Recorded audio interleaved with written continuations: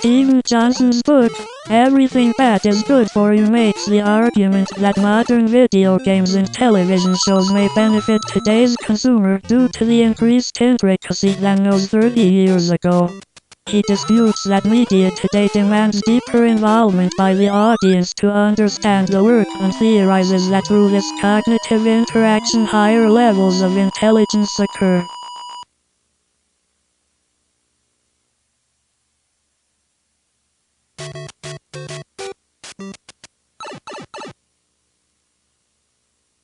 Johnson draws from various studies such as economics, neuroscience, and media theory to support his argument favoring pop culture. He restates that all media has been growing more sophisticatedly intricate with each passing year, which creates new challenges for the brain that actually enable our minds in new and measurable ways.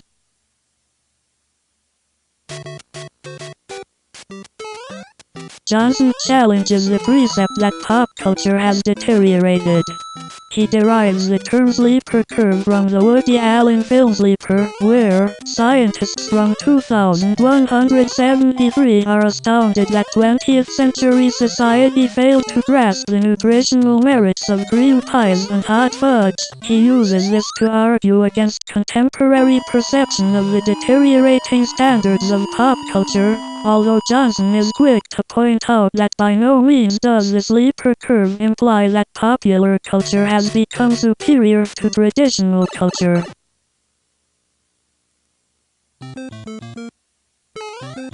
Everything Bad is Good for You was one of the most talked about books of 2005. Though it is intelligently written, this provocative book received varied responses from critics due to its controversial subject matter. As Johnson stated, "The title says it all.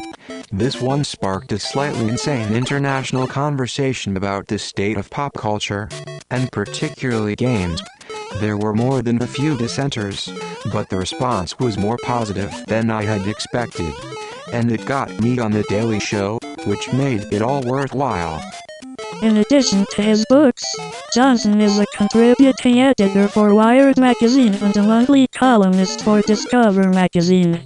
He is a distinguished writer-in-residence at the New York University Department of Journalism. He lectures widely on technological, scientific, and cultural issues, both to corporate and education institutions.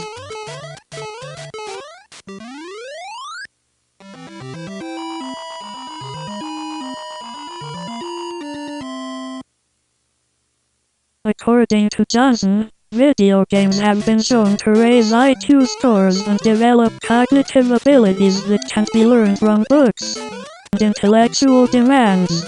This book is a hopeful and spirited account of contemporary culture. The author demonstrates that our culture is not declining but changing in exciting and stimulating ways we do well to understand.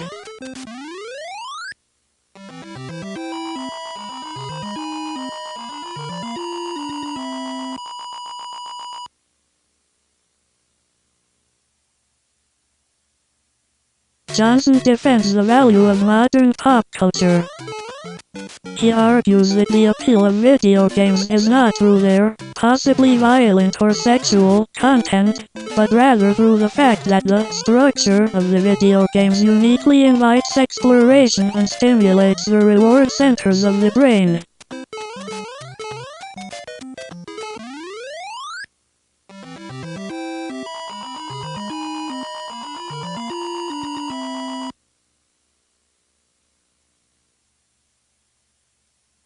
He asserts that television is a brilliant medium for determining how skilled people are at understanding interpersonal connections, or their autism quotient. The higher a person's emotional intelligence, the lower their IQ, and that reality shows in particular realistically display the complexity of social network maps in human relations, where a group of people have complex and intertwined engagement.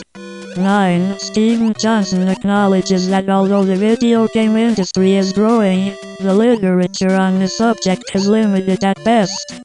Johnson offers several sources for information on ludology, ludology.org and seriousgames.org.